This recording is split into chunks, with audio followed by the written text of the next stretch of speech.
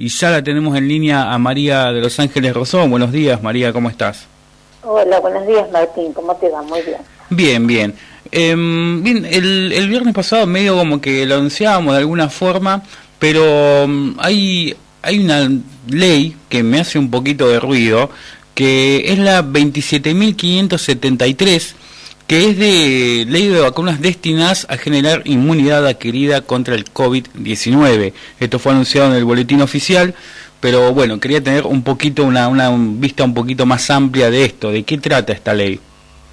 Bueno, esta ley, Martín, lo que hace es declarar de interés público las actividades de investigación, de desarrollo, de fabricación y de compra o de adquisición de las vacunas contra el COVID-19. ¿Qué significa que sea de interés público? El interés público es un concepto funcional que le permite al Estado tomar ciertas medidas en pos de un interés general, ¿no? En pos del beneficio de la comunidad, tomar ciertas medidas respecto de los particulares, ¿no? Respecto del ámbito privado. Ciertas intervenciones que comúnmente no se harían. Y esto en pos de la naturaleza de importancia o de urgencia de los temas que trata el Estado, en este caso por una cuestión de emergencia y por una cuestión de salud de la población. Claro. Como primera medida eso, trata estas actividades de investigación, el desarrollo, la adquisición, la fabricación, como de interés público. Y después lo que establece la ley es, bueno, en pos de esto ciertas prerrogativas, ciertas facultades al Poder Ejecutivo para realizar con respecto a los contratos. Por ejemplo, se establece que en el contrato de adquisición la jurisdicción puede ser la jurisdicción en el caso de un reclamo, se establece la jurisdicción en el extranjero, en el caso de que el Estado tenga que hacer algún reclamo con el laboratorio internacional que provee las vacunas, bueno, la jurisdicción se dirime en el extranjero, no en la Argentina, no así para las personas y para las personas humanas y para las personas jurídicas. Cuando tienen que hacer un reclamo se hará en la jurisdicción nacional, ¿no es cierto? Claro. Y luego establece una cuestión bastante controvertida o que ha llevado a distintas interpretaciones, que es el tema de la indemnidad patrimonial. Es decir, establece a favor de quienes participan o quienes intervienen en esa investigación, en ese desarrollo, en la fabricación y en la provisión de las vacunas, establece que tienen indemnidad patrimonial. Esto quiere decir que su patrimonio no va a afrontar las cuestiones de responsabilidad en las que caigan si es que esto es así. Es decir, nosotros sabemos que cuando hay un reclamo y se establece la responsabilidad de a quienes le estamos reclamando, esa persona, o persona jurídica o persona humana, va a responder con su patrimonio a ese reclamo. Es decir, si hago un reclamo por un daño que sufrido, daños y perjuicios sufridos, bueno, será atendida de una manera pecuniaria, digamos, a través de dinero con una indemnización. Y claro, es el patrimonio el que respalda. Bueno, en este caso no respaldaría el patrimonio. Esto no significa que el laboratorio no sea responsable. No está diciendo eso la ley, no habla de esa responsabilidad. Dice que en el caso de tener que responder, no podrá responder, tendrá indemnidad de su propio patrimonio, salvo, y acá esto es importante, que se establezca un fraude o haya habido una negligencia en la provisión por parte del laboratorio, ¿no es cierto? O una conducta maliciosa, dice la ley. Claro, en estos casos sí la podemos invocar, es decir, en el caso de que hubo una negligencia en el suministro de una vacuna y hacemos el reclamo en laboratorio, va a poder, si se prueba, digamos, esta negligencia, el laboratorio va a respaldar patrimonialmente, digamos, su responsabilidad. Claro. Bien, esto me interesa hacer esa salvedad porque, bueno, muchas veces se malinterpretaba o se malinterpretó también el tema de la responsabilidad del laboratorio, que se lo exime por completo. Eso, hasta incluso eso es lo que yo también tenía entendido. Y con respecto... Hay otro punto que quizás me hace un poquito de ruido. ¿Qué pasa con el tema de los elementos que contiene la vacuna? Eso tiene que estar... ¿Qué sentido? Claro. Los elementos, es decir, la vacuna, el tema de la vacuna es que, bueno, la ley establece el servicio, la intervención, digamos, del Ministerio de Salud y la Comisión de Acción y de Salud Pública, ¿no? Bien. En el tema de las vacunas, como así en el tema de otros medicamentos, digamos, que están dirigidas a la salud de la población, tiene que haber un previo paso por el ANMAT, ¿no? Que es la Administración Nacional de Medicamentos y Alimentos y de Tecnología Medicinal, Tecnología Medicinal, ANMAT. Bueno, tiene que ser aprobado por el ANMAT. Claro. A los fines, todos los elementos, digamos, que van a configurar la vacuna. Claro, claro, bien. Esto... Los materiales, digamos, claro. ¿no? Que se utilicen. Claro, bueno, yo quería también saber un poquito de eso porque, por supuesto, llegaban a nuestro WhatsApp esto de decir, bueno, qué pasa con los elementos que contiene la vacuna, si tienen que estar explícitos o no, por el tema de la confidencialidad. A eso es algo que... te referís a la confidencialidad. Exactamente. Bueno, la ley lo que establece esto de la confidencialidad, sí. Establece que se debe resguardar el principio de confidencialidad, y ese también es un punto controvertido. ¿Por qué? Porque nosotros en nuestra legislación tenemos el derecho a la información, no solo de manera constitucional, sino también que lo tenemos en nuestra ley de derecho del consumidor, ¿no? Entonces, bueno, esto vamos a ver cómo se va a llevar adelante. No lo podemos decir porque digamos, todavía esto no se ha puesto en vigencia, es decir, la ley está en vigencia, no se ha reglamentado, pero no se ha puesto en práctica.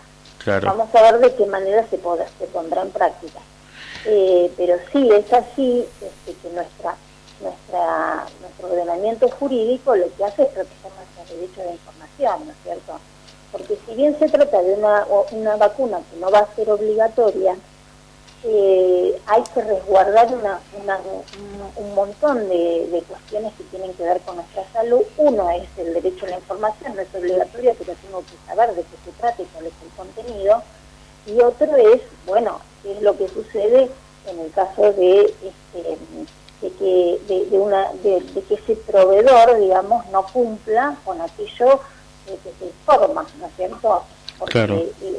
Bueno, esto está establecido en nuestra Constitución Nacional. Nosotros tenemos ese derecho de consumidor, tanto en la Constitución Nacional como en la ley de defensa del consumidor.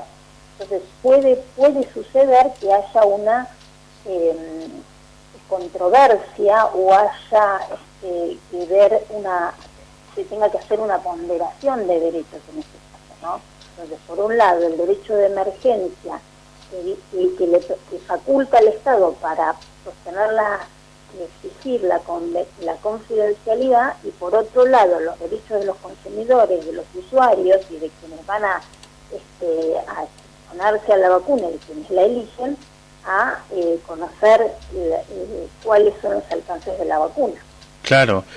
Ahí hay una controversia que va a estar, seguramente, si es que se aplica de esa manera, si es que no se da la información, toda la información adecuada, como la tenemos con otros medicamentos, va a haber una controversia seguramente.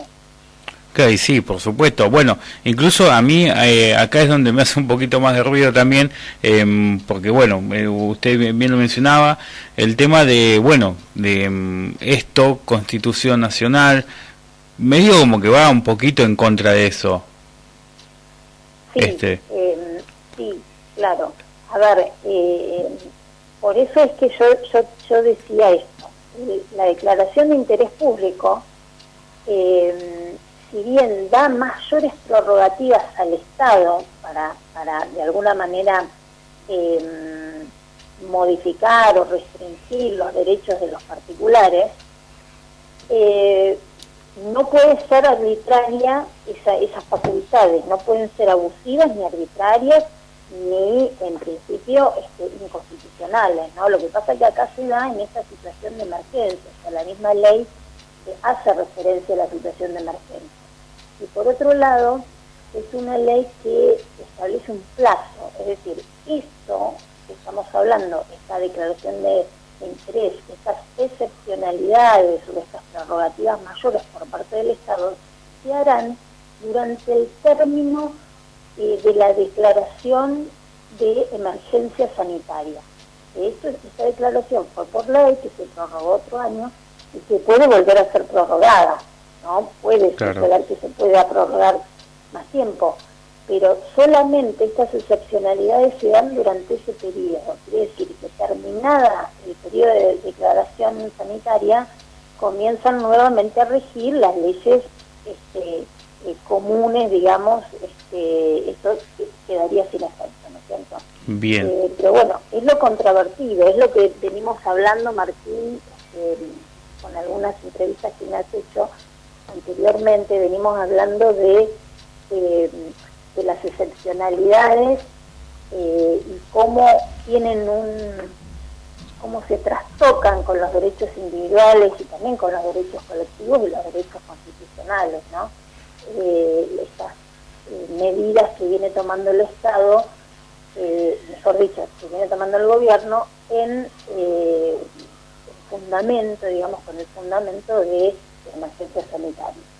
Entonces siempre hay una cuestión controvertida. Bueno, luego se verá, porque digamos, como esto es una ley que está aprobada por el Congreso, que ya está publicada, bueno, en el momento de su aplicación se verá si se tendrá que plantear una inconstitucionalidad en relación a eso, si es que sigue estos parámetros, porque lo faculta, digamos, ¿no?, al Poder Ejecutivo, pero no lo obliga, de repente podría esa confidencialidad no ser absoluta.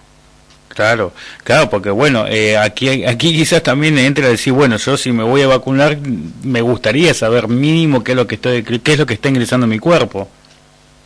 Sí, por supuesto, ese es un derecho que tenemos todos los consumidores, sobre todo cuando atendemos, cuando se trata del derecho a la salud, ¿no?, que está relacionado con la vida, que está relacionado con todos los otros derechos que están reconocidos no solo en la Constitución, sino en los tratados de derechos humanos.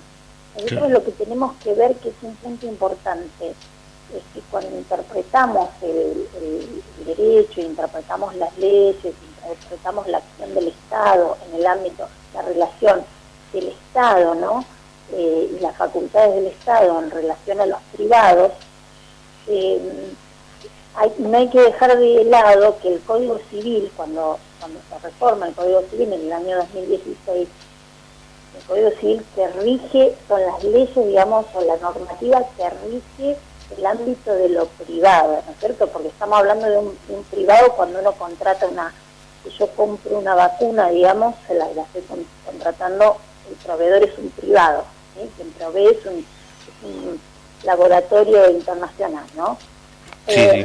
Entonces, en ese ámbito de lo privado rige el Código Civil. Sin embargo, en el artículo 1, con esta reforma que se realizó, se establece que las leyes se tienen que interpretar, no solo los casos que se resuelven por el Código Civil, no solo por el Código Civil, sino también por la Constitución y también por los tratados de derechos humanos. Claro, que vayan de la mano. Sobre derechos humanos, claro. Y entonces directamente introduce, digamos, el Código Civil, el ámbito público, ¿no?, el ámbito del Estado dentro de esa relación. Entonces hay que tener una mirada amplia, y una mirada amplia, desde mi punto de vista, desde el enfoque de los derechos humanos. Claro, sí. Cada tema, ¿no?, y sobre todo en la salud. Sí, sobre todo en la salud, y bueno, por eso me interesaba quizás tratar un poquito esto que me hacía un poquito de ruido cuando me lo planteaban en su momento, y bueno, no quería dejar pasar la oportunidad de sacarme esta duda. Esta duda. Espero haberlo adecuado. Sí. Incluso acá hay un oyente que me dice que hace un Uy, qué palabra complicada. Administrativista. Ahí está. No, es imposible, esa palabra es imposible. Leyendo el Código Civil. Me preguntó el oyente. Primero, leyendo me dijo. Sí, leyendo. Me parece que es el mismo oyente que también le ponía en jaque el tema de los autores. Ah, sí, no ponía en jaque, sino que preguntaba, digamos, en relación a eso, que se quería asesorar y conversamos sobre ese tema. Sí, bueno, primer punto es esto que acabo de repetir, ¿no? Esta modificación que hizo del Código Civil, donde entra directamente el derecho público y el derecho administrativo es derecho público. Entonces no se puede dejar de lado. Y segundo, que para ningún abogado, por más que seamos especialistas en algún tema, no podemos dejar de ver la integralidad del derecho. Es decir, nosotros en las universidades nos preparamos con todas las materias y luego elegimos una especialización, pero nuestra preparación tiene que ser con todas las ramas del derecho, porque no podemos soslayar lo que pasa en el ámbito privado. Por ejemplo, cuando hablamos de salud, la salud es una cuestión pública porque está a cargo del Estado, pero también es un derecho de los particulares. Claro. Y también se forman contratos de los particulares y también el Estado tiene que garantizar el ejercicio de ese derecho. Es decir, no hay nada que es imprescindible en esto. Hay que tener esta mirada amplia, si bien, por supuesto, la especialidad de lo administrativo hace que uno conozca más los procedimientos a los que debe poder llegar a poner en práctica el derecho, ¿no? De que se trate. Pero bueno, la mirada tiene que ser integradora, y sobre todo con este nuevo enfoque que tenemos, está plasmado en el Código Civil. Claro, bien. Bueno, yo creo que ahí el oyente ya... Lo convencí, espero haberlo convencido. Sí, me parece que sí, seguro. Sí, es el que yo creo que es, así que no es muy difícil de convencer tampoco. Bueno, no le robamos más tiempo, gracias por haber despejado las dudas, que bueno, me hacían un poquito de ruido, y bueno, estamos en comunicación, por supuesto, en cuanto a todo lo jurídico respecta. Exactamente. Bien. Bueno, muchísimas gracias por el llamado. Gracias a usted por la predisposición. Que tenga buen día. Buen día. Bien, María de los Ángeles Rosón.